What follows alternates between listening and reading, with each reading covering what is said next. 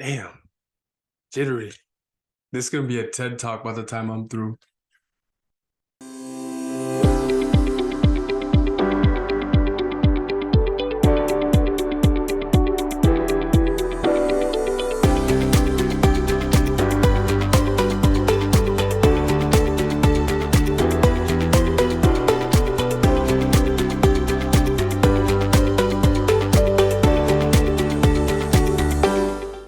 So like most of you, I worked every job you could think of, like retail, folding clothes, fast food, line cook, landscaping, all kinds of jobs. I worked every single job you could think of, minimum wage to a little bit above minimum, everything. I've tried it, everything, literally.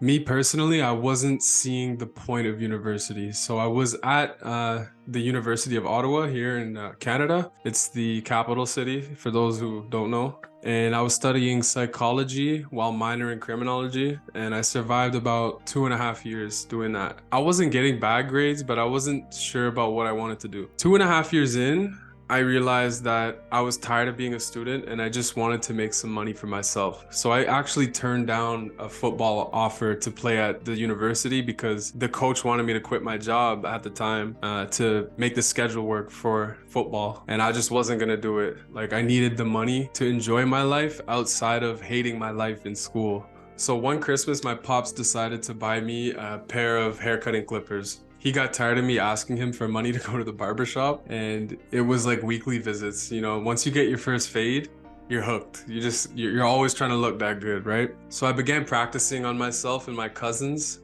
and I don't want to show you guys because it's like terrible, but I was messing people's heads up. Myself, my cousins included, and some of my friends at school. So I created an Instagram to see my progress develop in barbering, which it did. I ended up starting a internship at a barbershop downtown in Ottawa. I began working for free for months. It felt like years, but just a couple months I was working for free, and I was really struggling, man. Like, I couldn't even pay for bus fare, right? Because I quit my jobs at the time to work for free to see if I could get a position in the barbershop. So eventually the owner gave me a position, and I told my dad, hey dad, I don't want to do this university thing anymore. I don't really see the end goal for me. And when I got that job, I started seeing money like I never seen money before. I'm talking like $2,000-$3,000 paychecks compared to like $500-$600 paychecks. So I decided to do barbering full time, and I dropped out of university and I moved out of my dad's house for the first time.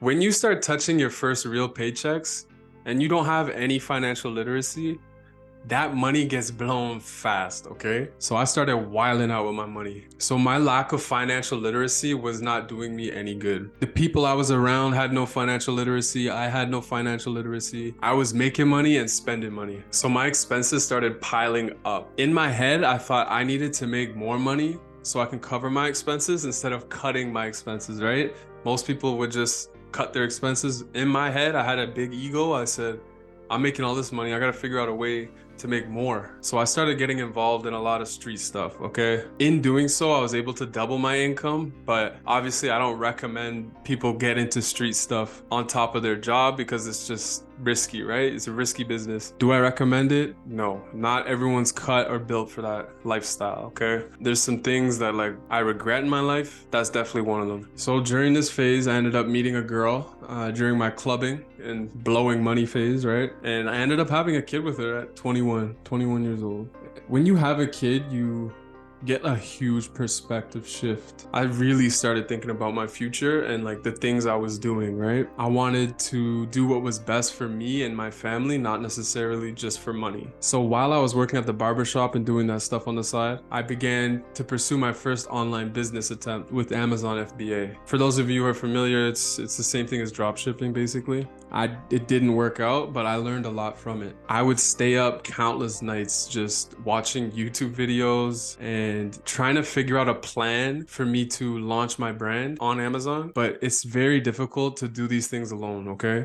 These are the type of things you need to have a team for. I remember working crazy ass hours at the barbershop, coming home, doing research, and then trying to contact Chinese suppliers at like 3 a.m., right? Because 3 a.m. and my time is like their time that they wake up. So I was hungry for money and I was willing to do whatever it took, but that was one attempt at trying to make passive income that just didn't work out for me. So as my son started growing up a little bit, I still in the back of my mind felt like I needed to make more money, and I decided to leave that barbershop I was working at and work from home full time. And this was pre-pandemic, so it worked out in my favor. I basically doubled my income by working at home, because in the barbershop, you're either charged rent on the chair or commission on your cuts, right? And the shop I was at was doing commission, so it was like 50% of what I made went towards the barbershop. So working from home, I was able to double up. Again, on the side, I also started doing tattoos. I started tattooing on the side as well as a side hustle. I can show you guys the Instagram for it if you guys are curious.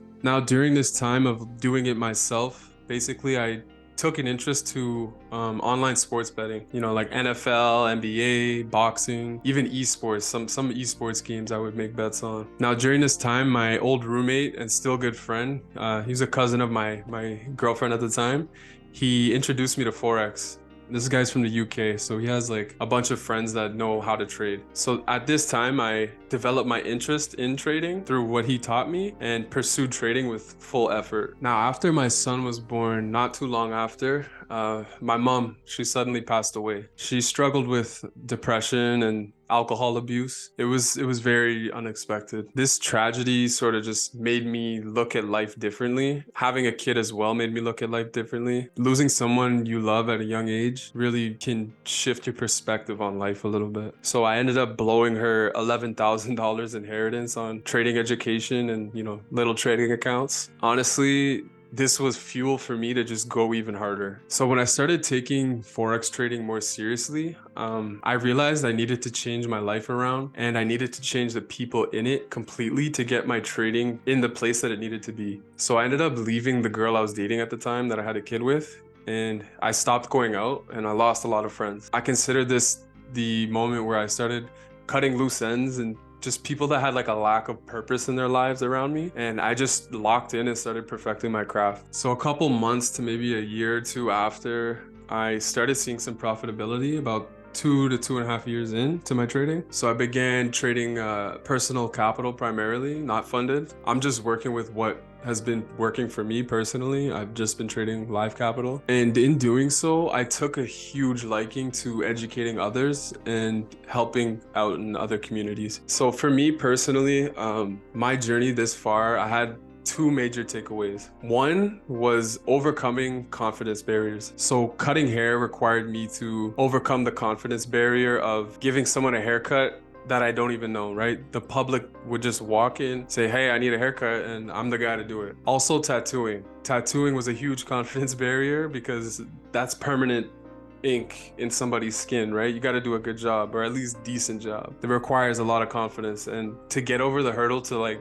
start tattooing people that I knew was huge. I feel like it just takes a certain type of personality to do these things, but if you can overcome those confidence barriers, that's huge. Again, also the e-commerce, trying to do that all on my own was another hurdle that I got over. Even though I failed, it was still something that not a lot of people can just get up and try and do. And now I'm just starting my trading brand and pursuing YouTube, as you can see. So these are just like little confidence barriers that I feel like are important that you should be able to get over, and if you want to see success in some of the things that you want to pursue. Second takeaway from this is finding motivation in pain and hardship. Some people fold when tragedy occurs and they go down like a negative spiral. For me, I try to use it as a positive fuel in my life. I use tragedy to like reform my perspective and get motivated to do what I should be doing anyways, right? Like my mom wouldn't want me to do the same things that she did. She would want me to do better.